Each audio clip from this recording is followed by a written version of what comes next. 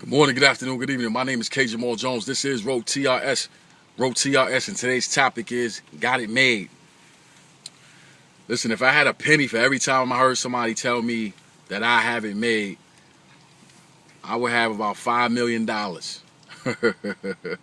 No lie. And I laugh at that because I think about where I started. I think about my upbringing. I think about my background.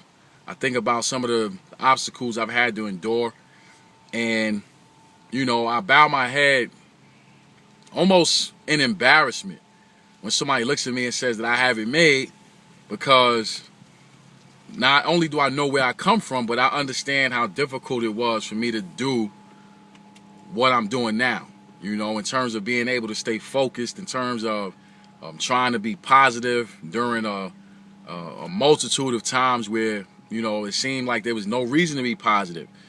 So for me, I look at it like, when I hear that phrase, it makes me cringe a little bit, because it's like, I don't have it made. I look at it like my life is the way it is because I made it this way.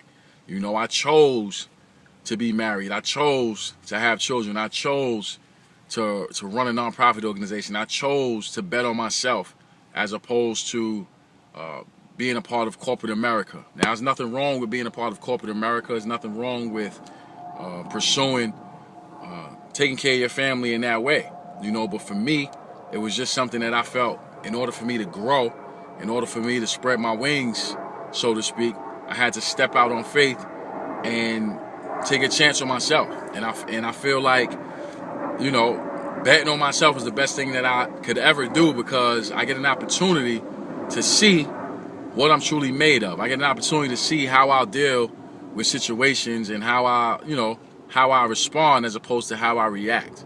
You know what I'm saying? So, whenever somebody comes up to you and if they try to imply that you haven't made, just humbly, selflessly just say, you know what, I don't have it made, but my life is the way it is because I made it this way.